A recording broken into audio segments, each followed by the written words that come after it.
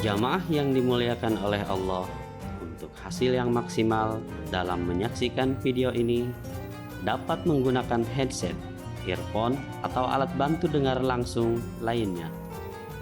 Sudah, mari kita saksikan. Bismillahirrahmanirrahim. Assalamualaikum warahmatullahi wabarakatuh. Innal hamdalillah nahmaduhu wa nasta'inuhu wa nastaghfiruhu wa na'udzu billahi min syururi anfusina wa sayyiati a'malina. May yahdihillahu fala mudhillalah wa may yudlil fala hadiyalah. Asyhadu an la ilaha illallah wahdahu la syarikalah wa asyhadu anna Muhammadan abduhu wa rasuluh la nabiyya ba'da. Ya ayyuhallazina amanu ittaqullaha haqqa tuqatih wa la tamutunna illa wa antum muslimun. Jemaah subuh Masjid Asy-Syarif yang saya hormati, yang saya cintai. Terlebih dahulu marilah kita bersyukur kepada Allah yang Maha Pengasih, Maha Penyayang, yang Rahman dan yang Rahim, yang telah menggerakkan hati kita untuk melaksanakan salah satu kewajiban kita, salat subuh berjemaah di masjid yang kita cintai ini. Tidak semua orang bisa melaksanakan seperti yang kita lakukan pagi hari ini. Banyak saudara-saudara kita yang mungkin terbaring sakit. Kepada saudara-saudara kita yang mengalami seperti itu, kita berdoa, ya Allah, Engkau angkatlah penyakitnya, sehingga ia bisa sehat kembali dan bisa bersama-sama kita dalam jemaah subuh ini. Begitu juga kepada saudara-saudara kita yang hari ini mengalami kesulitan dalam hidup. Kita menyadari hampir mulai dari Januari sampai September ini, virus COVID yang melanda bangsa ini memporak-porandakan sendi-sendi kehidupan, ekonomi, hubungan-hubungan sosial, dan berbagai masalah yang berimplikasi terhadap kesulitan kita. Di luar dugaan kita, tidak pernah kejadian bagaimana kita salat bisa berjarak, bagaimana masjid bisa ditutup, bagaimana pertemuan bahkan nikah saja pun tidak bisa ada resepsi lagi. Inilah dampak daripada virus COVID ini. Musuh yang tidak terlihat. Kadangkala kita menyangka teman kita sehat, tahu-tahu kita mendapat kabar bahwa teman kita itu sudah meninggal. Kalau dia meninggal tidak bisa pula kita kunjungi. Penguburannya dilakukan sesuai dengan protokol kesehatan. Tidak pernah kita mengalami hal seperti itu. Hari ini dunia mengalami sesuatu yang sangat luar biasa. Bukan negara kita saja menghadapi masalah ini. Hampir seluruh negara. Saya membaca di India satu hari saja bisa 90.000 yang meninggal. Luar biasa. Hadirin yang saya hormati, seiring rasa syukur kita, karena kita di Allah memberikan berjuta kenikmatan, dan antara nikmat-nikmat itu adalah kesehatan kita, maka seharusnya juga kita mengucapkan selawat dan salam kepada junjungan kita Nabi besar Muhammad sallallahu alaihi wasallam. Semoga syafaat beliau, akan selalu menyertai kita. Hadirin yang terhormat, sebelum saya berbicara hal yang lain, saya ingin menyampaikan suatu tulisan yang saya baca, menurut saya ada manfaatnya untuk kita. Tadi saya mulai pengantar tentang kondisi hari ini dari COVID yang membuat masalah-masalah yang punya implikasi besar terhadap bangsa ini. Hari ini jutaan orang menganggur, pabrik-pabrik, perusahaan-perusahaan harus mem-PHK kan, ekonomi kita mulai stagnan. Kita berusaha untuk meminjam uang ke luar negeri, tapi orang luar negeri juga butuh negara-negara itu dengan kondisi yang melanda dunia ini. Maka kita saksikan berkali-kali pemerintah kita di bawah Presiden Jokowi kelabakan menghadapi musibah ini. Pada awal COVID, Menteri Kesehatan berbicara dengan entengnya, seolah masalah ini tidak masalah yang berat. Kemudian dia terkejut. Pemerintah mulai melihat ini bahaya yang besar. Maka dibentuklah Satgas Penanggulangan, dipimpin oleh Ketua BN, Badan Nasional Penanggulangan Bencana, Doni Monardo. Ternyata masalahnya bukan ringan, makin lama makin berat. Robah lagi, bentuk lagi tim baru di bawah Menko Perekonomian Erlangga Hartarto. Begitu lockdown, kemudian harus dicabut, kemudian menjadi lagi. Sekarang Presiden Jokowi memerintahkan pula Luhut untuk menyelesaikan masalah ini. Apa yang menarik bagi kita? Ternyata penguasa hari ini tidak punya perencanaan yang matang mengatasi masalah ini. Saya bisa bayangkan jika cara-cara mengatasi masalah besar dengan tidak punya perencanaan yang bagus. Bagaimana dia bisa mengatasi tsunami dulu? Dalam tempo yang singkat, kita atasi masalah tsunami itu. Ratusan ribu orang yang mati, ratusan ribu yang tidak makan. Bapak bayangkan kalau satu hari orang tidak makan, apa yang terjadi? Saya bersyukur, ya Allah, penyelesaian tsunami yang begitu dahsyat kita selesaikan dengan baik. Itu artinya apa? Artinya pemimpin itu punya perencanaan yang matang, Pak.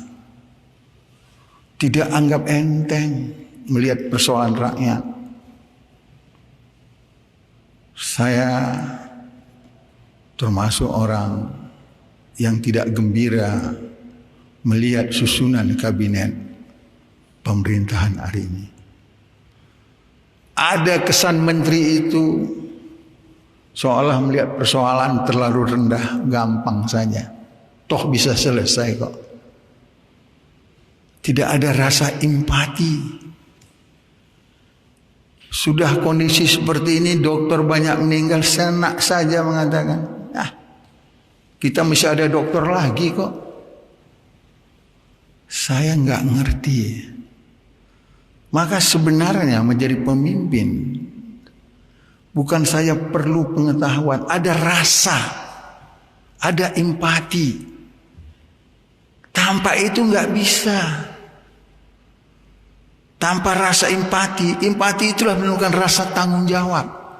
Tanggung jawab itu menimbulkan upaya-upaya tanpa pamrih untuk bekerja keras. Itu baru pemimpin.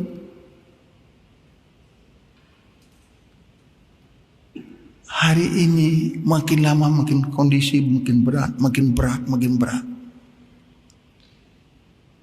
Struktur komisi untuk penyelesaian masalah berganti-ganti terus. Koordinasi tidak ada. Saya pikir ini cobaan terhadap kita. Yang kedua ingin saya sampaikan, berkali-kali penganiayaan terhadap ulama semua dalam satu bahasa yang melakukan orang gila. Kejadian di Lampung, Syekh Ali Jaber, kalau itu tidak keras reaksi, maka tetap dikatakan orang gila. Karena kerasnya reaksi seperti itu, maka sekarang polisi mengatakan bukan orang gila. Sudah sampai tuntutan yang berlapis. Itulah perlu kekuatan jemaah menghadapi situasi seperti ini. Kalau kita tidak ada kekuatan, tidak pernah orang mau menghargai kita. Umat ini perlu bersatu. Kalau tidak, mengapa ini di surah As-Saff, innallaha yuhibbul ladzina yuqatiluna fi sabili saffan ka'annahum bunyanun marsus.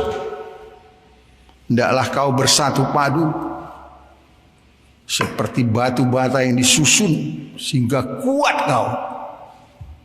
Kalau kau kuat, baru orang memperhitungkan kau. Tidak ada suatu kekuatan, tidak ada suatu organisasi, suatu bangsa bisa diperhitungkan orang kalau dia lemah, Pak. Umat tidak akan diperhitungkan di Indonesia ini kalau dia lemah.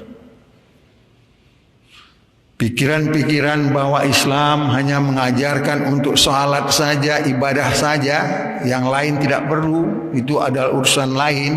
Itu adalah pikiran daripada orang-orang yang benci terhadap Islam. Orang-orang yang benci terhadap Islam ini bukan saja orang Islam KTP, tapi juga lah non-Muslim juga tidak akan senang kepada kita. Kalau tidak, enggak lahir ayat walan tarda angkal Yahudu wa Nasara. Tidak akan senang mereka itu sebelum engkau bertekuk lutut. Kadangkala kita tidak mengerti. Saya tertarik jika ada ceramah yang bisa menjelaskan tentang masalah-masalah kenegaraan dan kaitannya dengan umat Islam. Kita tidak boleh berlepas tangan. Kita tidak boleh membiarkan keadaan ini.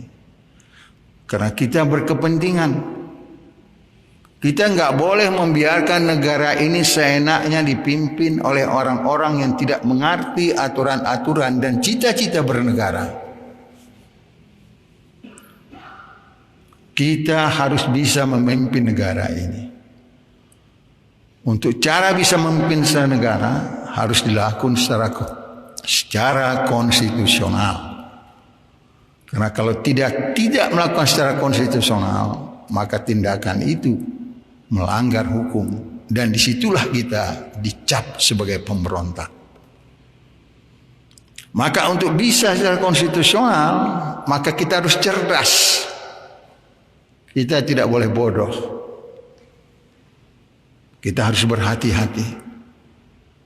Jangan tertarik dengan kata-kata. Pada waktu dia butuh suara kita, dia pakai peci.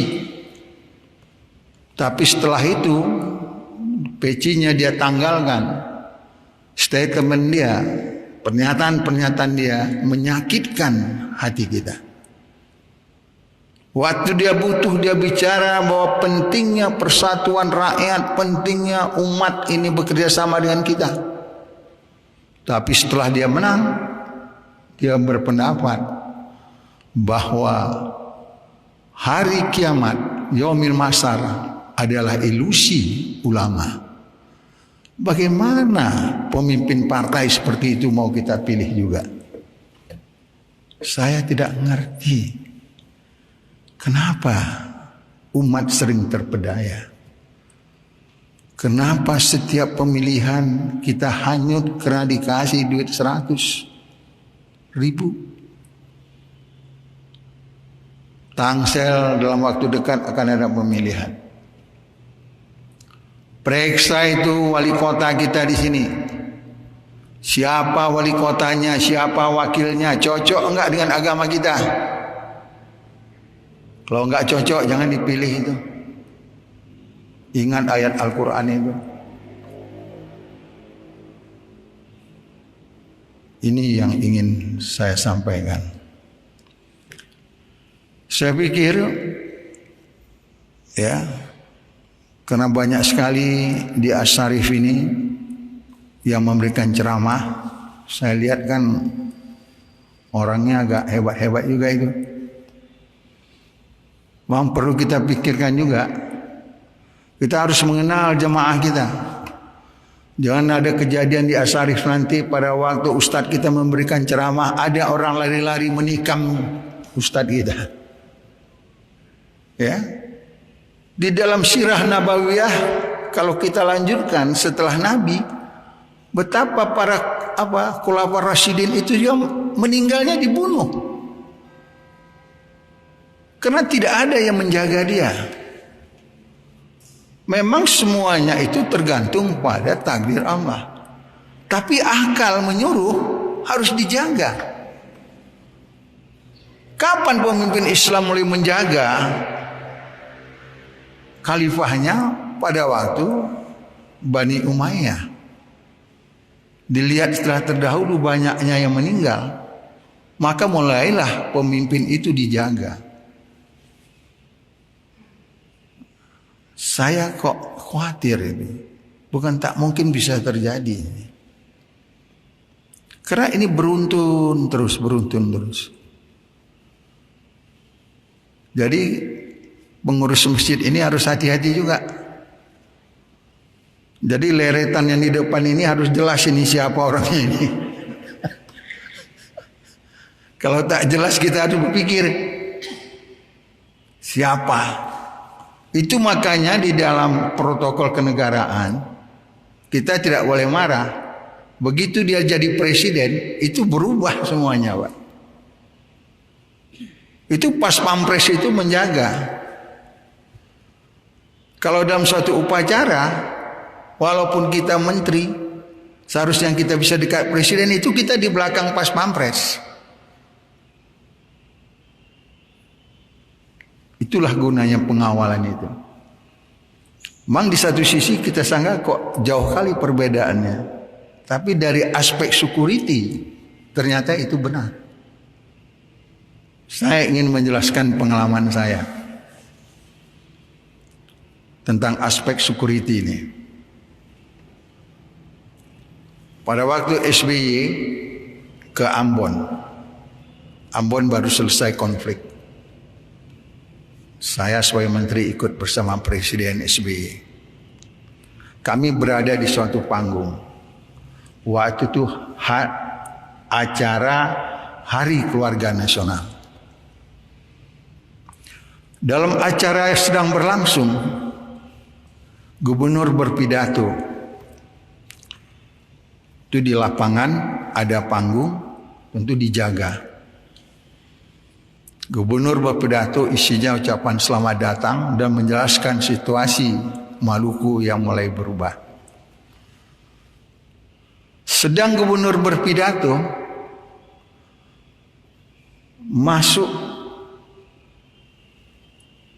orang berbaris dalam bentuk tarian. Tarian selamat datang, tarian-tarian kalau di daerah timur. Ini mohon maaf Pak. Daerah timur itu kalau tarian itu semuanya rata-rata dengan pedang menyambut kita. Beda di daerah Sumatera. Di daerah Sumatera itu kalau menyambut tamu itu dengan tarian tepak sirih. Ya. Jadi saya sudah terbiasa masuk daerah timur itu. Tetapi waktu seperangkat orang masuk, sekumpulan orang masuk dengan berbaris, membawa tombak. Hari itu adalah hari keluarga. Saya mulai berpikir, kok ada orang bawa tombak masuk lapangan? Apa nggak salah nih gubernur sama panglima mengatur acara? Makin lama dia makin ke tengah, mau mendekati panggung. Kita sesama menteri yang mengerti mulai berpandang-pandangan. Ini apa? Kok gubernur sedang berpidato, orang masuk menari-nari? Begitu kita gelisah, maka Pas Pampres ya memperhatikan betul. Kan Pas Pampres pun tidak ngerti apakah ini rangkaian acara. Dengan tiba-tiba mereka itu membuka spanduk, Pak. Apa isi spanduk itu? Menuntut Maluku merdeka. Cepat itu Pas Pampres itu menangkap. Ya. Apa akibat kejadian itu? Setelah selesai acara, Presiden marah. Ya, kita rapat, Presiden marah karena itu kesalahan fatal. Ya, besoknya Panglima Kapolda dicopot. Copot langsung, Pak. Makanya saya kenal Panglima itu berhasil mengambil senjata. Tetapi itu kesalahan.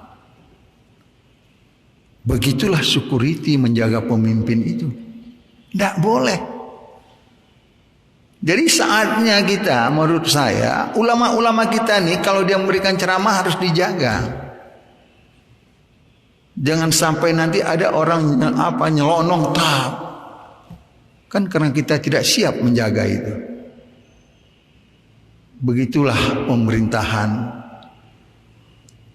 ya, prosedur tentang security pemimpin itu. Nah, ini bapak-bapak dan saudara-saudara, ibu-ibu saya lihat nggak ada ini. Mungkin istri saya sendiri aja di sana itu. Karena saya bilang sama istri saya, jangan dilepaskan aku sendiri. Kita harus berdua. Kalaupun berpisah nanti waktu meninggal aja lah. Ya. Nanti kalau tidak berdua nanti ada yang ketiga, kan bahaya gitu. Jadi bapak-bapak yang saya hormati, hari ini terhormat. Saya diminta menjelaskan tentang Sirah Nabawiyah. Sudah cukup lama saya mempelajari Sirah Nabawiyah ini. Menurut saya memang ini penting.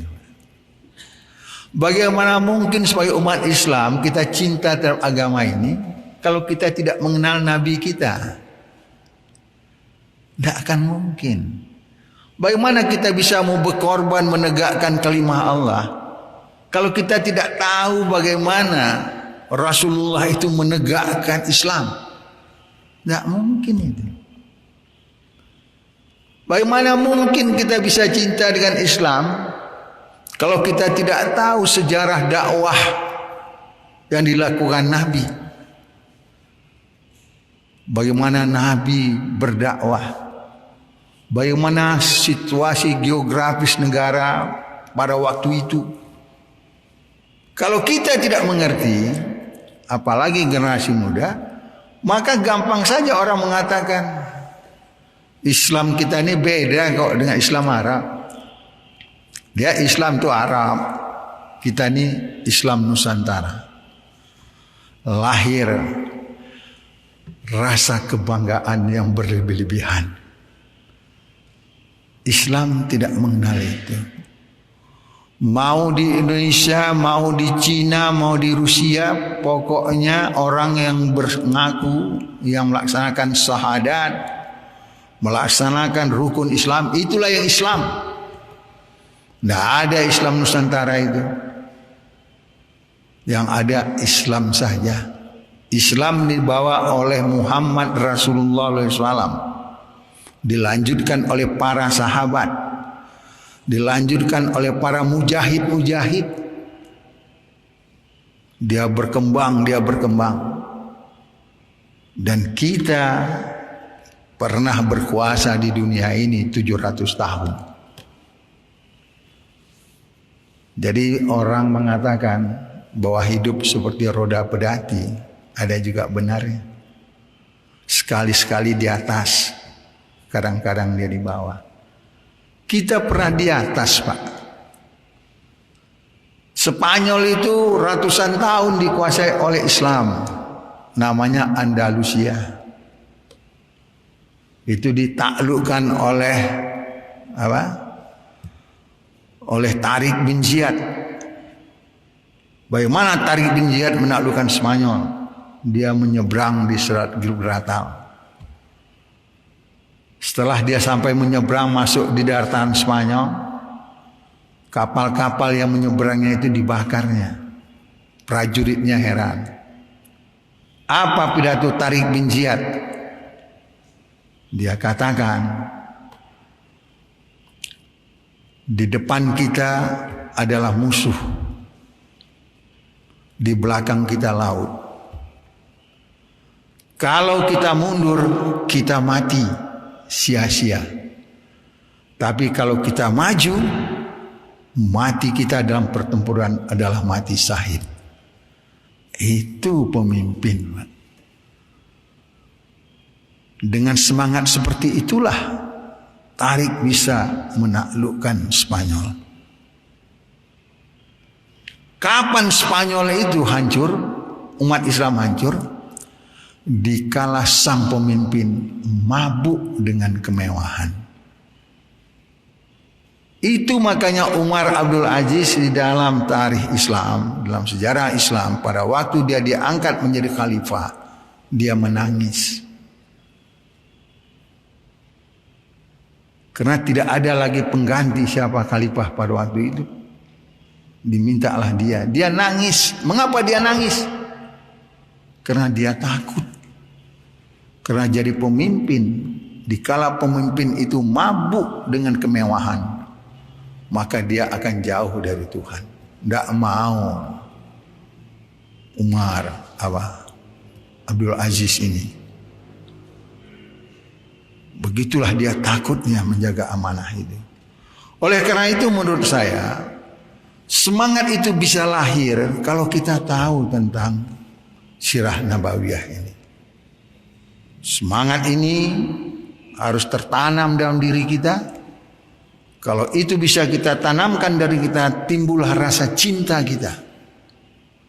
Kalau timbul rasa cinta kita, maka kita siap untuk berkorban. Tidak bisa pengorbanan kita keluarkan tanpa kita tahu, tanpa kita cinta dengan agama ini. Tidak bisa. Ini mengapa pentingnya kita mempelajari sirah nabawiyah. Pada masa pemerintahan Erdogan hari ini, sirah nabawiyah itu adalah pelajaran wajib. Ya, itu 2 semester harus selesai. Saya pikir semangat itu harus kita tanamkan. Kita harus bisa menjelaskan kepada umat kita. Islam itu datang ke Indonesia ini bukan gampang. Penuh dengan perjuangan. Ulama-ulama yang menjelaskan Islam kepada kita adalah mereka yang berkorban. Bapak bayangkan masa dulu mereka belajar ke Mekah. Bukan seperti sekarang naik pesawat. Naik kapal itu pun bukan pula kapal yang seperti modern. Dilihat dulu angin berembus enggak. Itu makanya mengapa Aceh itu populer disebut Serambi Mekah. Pada waktu tsunami saya lama di sana, saya tanya, apa sebabnya nama kalian ini Serambi Mekah? Rupanya ulama besar itu namanya Syekh Kuala. Itu universitas di Aceh itu, di Banda Aceh itu namanya Syekh Kuala. Itu memang terletak di Kuala Sungai. Di Kuala Kerung Aceh itu. Jadi sebelum orang naik haji, karena dia sangat tergantung pada cuaca, maka dia belajar sama Syekh Kuala ini.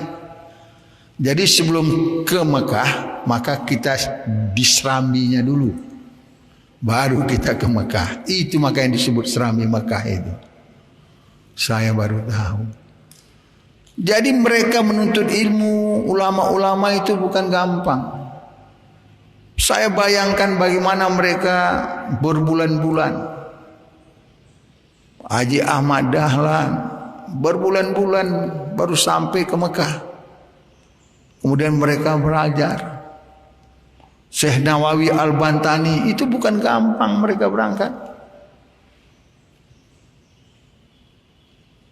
Mereka bertarung nyawa untuk bisa sampai ke Mekah itu.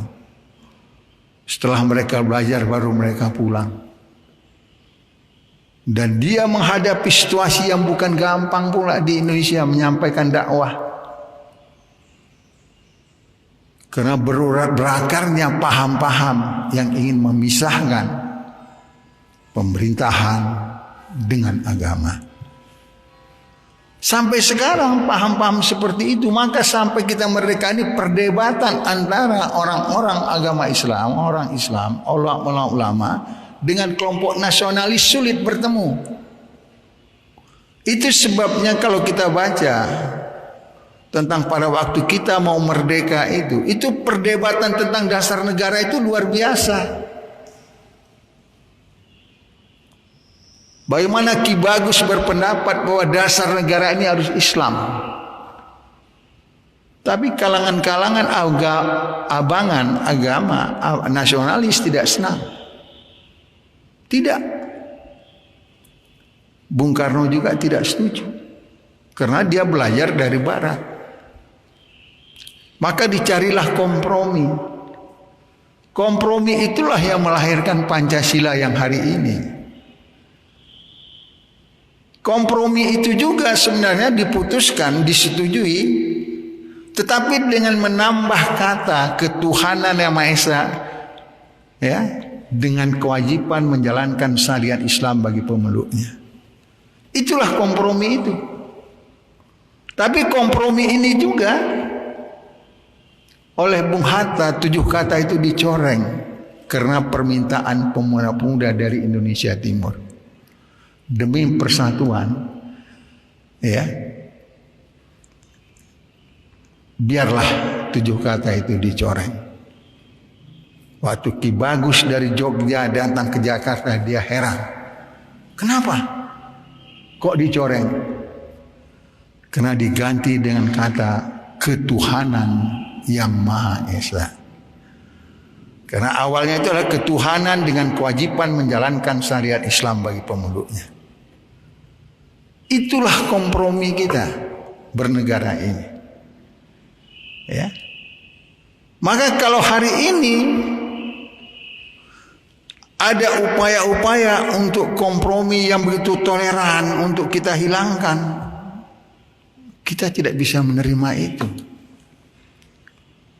Kenapa kita tidak bisa menerima? Kalau suatu dasar negara kemudian dirubah menjadi trisila, trisila menjadi ekasila, ekasila itu gotong royong, faktor ketuhanan tidak ada lagi, maka negara tidak punya kewajiban membuat lembaga departemen agama. Lama-lama nanti akan datang paham seperti Kamal Atatürk. Agama adalah candu masyarakat. Maka Kamal Atatürk di Turki untuk bisa membangkitkan semangat nasionalisme Turki, maka melarang orang-orang Turki berbahasa Arab. Maka azan pun tidak boleh dalam bahasa Arab, harus dalam bahasa Turki. Dan dia benci dengan bahasa Arab. Nah, seolah Arab itu adalah musuh. Sama dengan sekarang ini ya. Ada kelompok yang kita tidak tahu kelompok ini apakah dibiayai atau tidak. Tapi Tempo menjelaskan 3 minggu yang lalu tentang influencer dan buzzer-buzzer. Menurut Tempo, ini dibiayai oleh negara. Punya anggaran tersendiri. Apa tugas dia? Jika ada orang yang mengkritik pemerintah, maka orangnya harus diserang habis-habisan.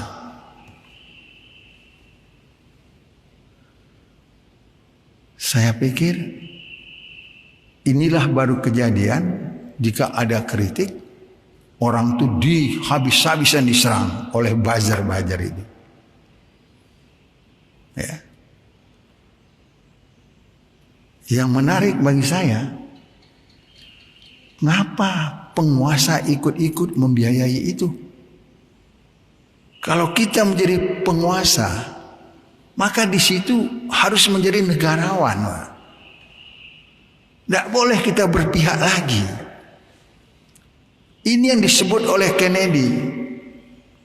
Dikala waktu dia dilantik, dia berpidato loyalitas dia terhadap partai berakhir. Maka loyalitas saya terhadap negara saya mulai. Itulah negarawan. Bahwa semua ini adalah rakyatnya. Bukan berkelompok-kelompok. Saya secara pribadi mengalami. Ini bagus juga ditulis ini.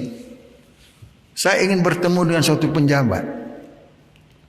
Saya suruh anak buah saya katakan saya mau bertemu. Terus dia bilang sama anak buah saya ini, Pak Bahtiar itu orang Prabowo ya katanya. Coba bayangkan. Dia bilang saya orang Prabowo. Karena memang dalam pemilihan presiden dulu saya mendukung Prabowo. Tapi kan Prabowo sudah di dalam pemerintahan hari ini. Apa hubungannya? Dalam hati saya, sejak itu saya kata, tidak usah kau jumpain lagi, aku tak jadi jumpa sama dia. Ini bukan pemimpin ini orang. Ini orang adalah alat dari kekuatan politik. Kalau dia pemimpin, dia nggak boleh bicara seperti itu. Ya. Inilah tingkah laku penguasa yang seperti ini berbahaya untuk negara. Maka saya berpikir sudah saatnya sekarang ini pemilihan presiden itu tidak usah dua lagi lah. Karena kalau nggak pilih si A, pilih si B. Kalau ini terjadi lagi, maka orang terblok. Kalau si A menang, siapa pendukung si B terus dimusuhi. Ini jadi apa? Kalau hari ini kita mengkritik, ributnya setengah mampus. Buzzer-buzzer menghantam kita. Yang memfitnah. Itu Din Samsudin sebagai salah seorang presidium koalisi aksi menyelamatkan Indonesia itu dituduh mendapat sumbangan dari Israel. Logika apa itu? Bagaimana Din Samsudin anti Israel, dia disumbang Israel. Sehingga kami itu bergerak karena ada sumbangan Israel. Jadi buzzer itu tidak peduli, Pak. Dan sebagian besar, siapa yang tukang-tukang fitnah itu? Adalah non-muslim. Gara-gara Anies dengan Ahok sampai sekarang itu, kalau Anies ada orang yang membela Anies itu dihajar habis-habisan itu.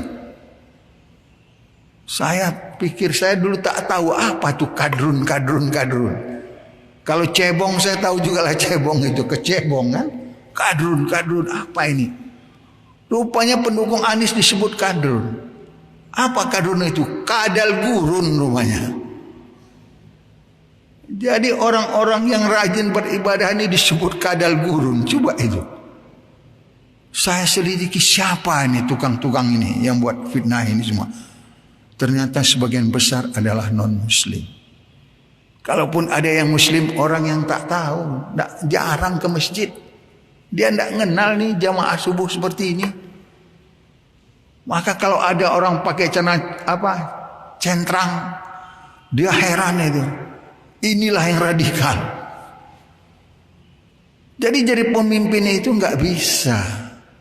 Tidak bisa dengan ini aja, harus ada akal yang sehat.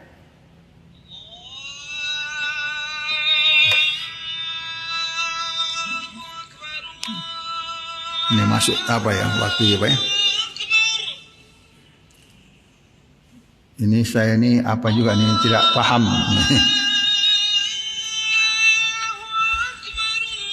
Hadirin yang terhormat, saya menjelaskan tentang pemimpin itu tidak boleh seperti itu. Karena bangsanya lah bangsa kita.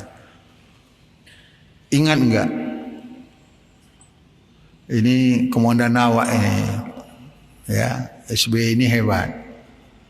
Tapi walaupun saya keasur sepenuhnya sama dia ini, ada juga kelemahan. Manusia ini kan ada kelemahan, tapi kelebihan juga banyak. Waktu SBY jadi presiden, bagaimana orang mengkritiknya? Itu orang yang tak senang, yang hari ini menjadi juru bicara di Istana Negara itu. Dibawanya kerbau, ingat Bapak enggak? Dibawanya kerbau, ditulisnya di kerbau itu SBY. Begitulah dia mengkritik begitu, dan kerbau itu dikelilingi di bundaran HI. Tidak pernah orang itu ditangkap, Pak. Mengapa? Karena dia itu adalah rakyat kita. Jangan kalau kita tak setuju tangkap orang. Tidak setuju intimidasi orang. Ini pemerintahan apa seperti itu? Serta umat marah, Ali Jaber ditusuk seperti itu, syekh kita ini, ustadz kita ini, baru berdatangan berkunjung. Mahfud pun datang berkunjung. Ya, Muldoko pun datang berkunjung. Besoknya berubah statement Polda.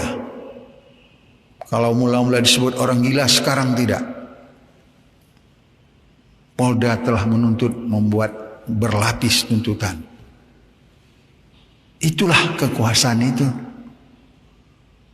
Maka sekali lagi menurut saya, kita harus bisa merebut kekuasaan ini, tapi secara konstitusi. Jangan sampai kekuasaan itu lepas dari umat. Kalau kekuasaan itu lepas dari umat, sengsara kita, Pak. Apalagi orang yang tidak mengerti tentang Islam. Menteri agama kita saya nggak ngerti logika apa. Bagaimana kita mengatakan orang hafiz Al-Quran itu adalah sumber radikalisme? Ngerti nggak dia bahwa Al-Quran itu wahyu Allah yang menjelaskan tentang peringatan terhadap orang-orang yang berbuat tidak baik dengan ancaman neraka, dan kabar gembira bagi orang-orang yang berbuat baik dengan surga. Kemudian dia nggak ngerti bahwa tugas orang Muslim itu amal ma'ruf nahi mungkar. Setiap orang yang mencoba menjelaskan itu, menegakkan amal ma'ruf dan mencegah kemungkaran, dianggap radikal. Logika apa? Itu sebabnya nggak boleh jadi pemimpin kalau kita tidak paham. Saya kenal sama Farul Rozi. Ada anak buah saya bertemu dia. Salam Bang Bahtiar. Wah, ada sehat Bang Bahtiar. Saya pikir ini pas atau tidak jadi Menteri Agama nih. Ternyata dugaan saya betul. Tak pas jadi Menteri Agama. Karena dia nggak paham. Karena sang pemimpin itu, Pak, kalau dia salah memilih staf, itu bisa kacau. Karena staf itu setiap hari yang memberi masukan kepada kita. Maka dianggapnya dan staf mengatakan dari mana asal radikalisme ini? Dia uraikan. Itu mereka yang sekolah-sekolah ke Timur Tengah membawa paham inilah yang dulu kita tentram, toleran, sekarang jadi tidak. Siapa itu? Ya itu yang banyak sekolah dari sana. Itu banyak yang hafal Al-Quran itu. Wah kalau gitu dia yang hafal Al-Quran radikal ini. Sampailah kesimpulan dia seperti itu. Ini kan karena dia tidak ngerti. Maka dia ngomong seenaknya. Saya pikir sudah saatnya mereka yang berkuasa ini introspeksi lah, ya, introspeksi.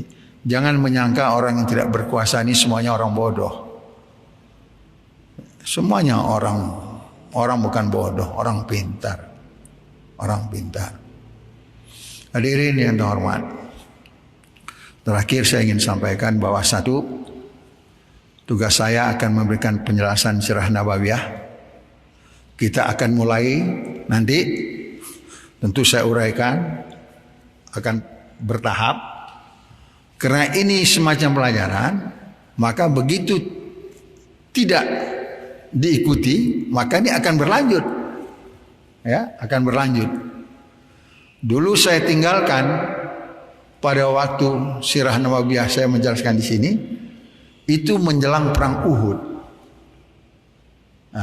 Menjelang perang Uhud. Jadi ini saya tidak ingin melanjutkan dari perang Uhud, tapi kita memulai dari awal. Ya.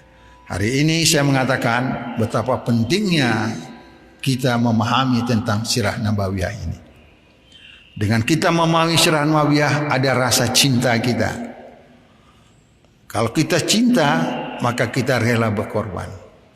Tidak mungkin cinta lahir kalau kita tidak kenal. Maka menurut saya pilihan Asy-Syarif bahwa tugas saya menjelaskan sirah nabawiyah adalah tepat. Dengan semangat penjelasan sirah nabawiyah ini membangkitkan gairah kita membela Islam. Menimbulkan semangat jihad kita. Semangat kita berkorban untuk menegakkan kalimat Allah ini. Kita bisa membayangkan bagaimana Nabi dulu menegakkan agama ini. Ya.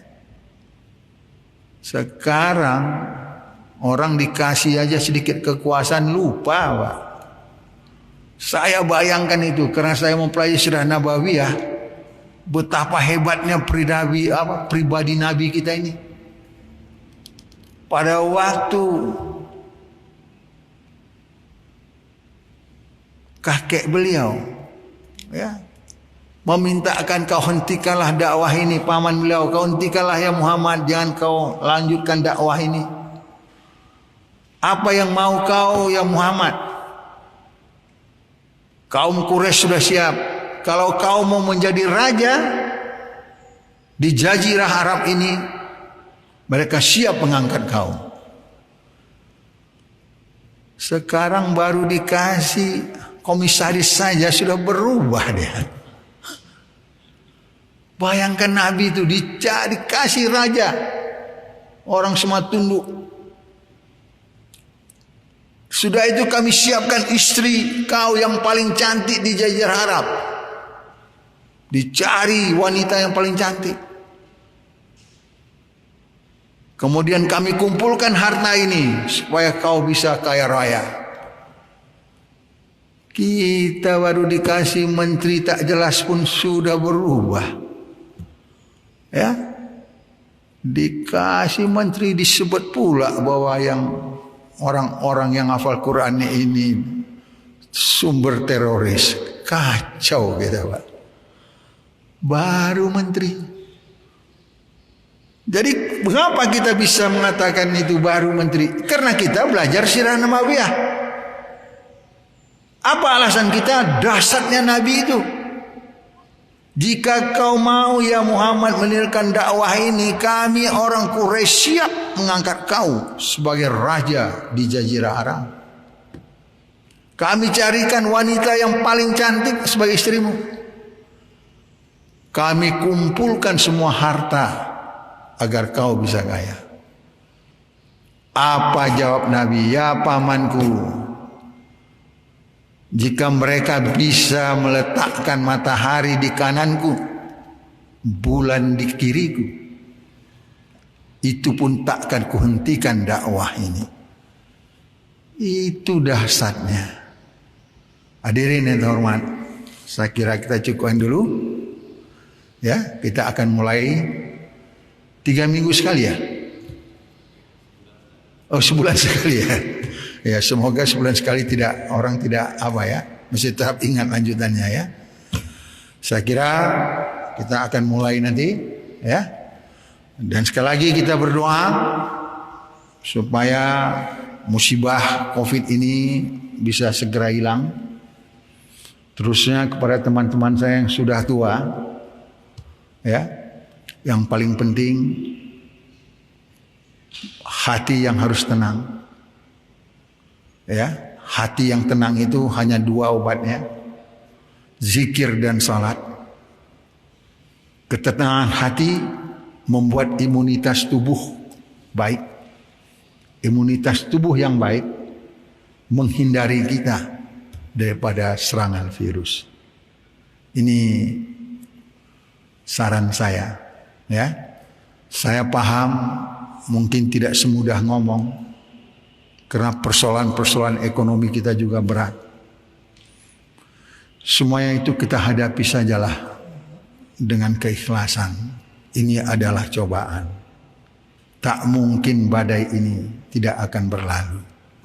Pasti badai ini berlalu. Hanya dibutuhkan daya tahan kita.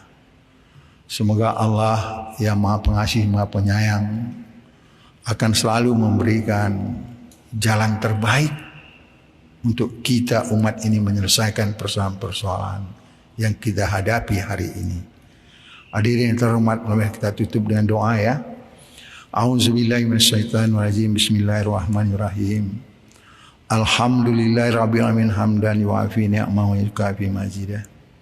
Ya Rabbana lakal hamdu kama yanbaghi li azimi sultanik. Allahumma shalli wa sallim ala sayyidina Muhammad wa ala alihi washabihi ajmain. Ya Allah, ya Rahman, ya Rahim, ampunkanlah segala dosa-dosa kami, dosa-dosa ibu bapa kami, dosa-dosa guru kami, dosa-dosa sanak saudara kami.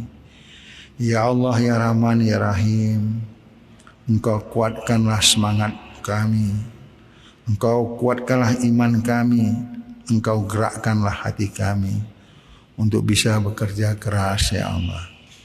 Engkau bangkitkan semangat kami untuk kami tidak lesu dan tidak frustrasi menghadapi musibah ini.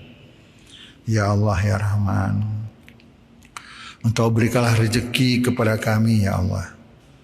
Jika rezeki itu dari atas langit, Engkau turunkanlah. Jika rezeki itu dari dalam bumi, Engkau keluarkanlah. Jika rezeki itu jauh, Engkau dekatkanlah. Ya Allah, ya Rahman, ya Rahim, hanya kepadamu kami memohon dan hanya kepadamu kami minta pertolongan. Rabbana zalamna anfusana wa ilam taghfir lana wa tarhamna lanakunanna minal khasirin. Rabbana wali walidayya warhamhuma kama rabbayana shaghira. Wal muslimina wal muslimat wal mu'minina wal mu'minat al ahya'i minhum wal amwat. Rabbana atina fid dunya hasanah wa fil akhirati hasanah wa qina azabannar. Subhana rabbika rabbil izzati amma yasifun. Wassalamualaikum warahmatullahi wabarakatuh.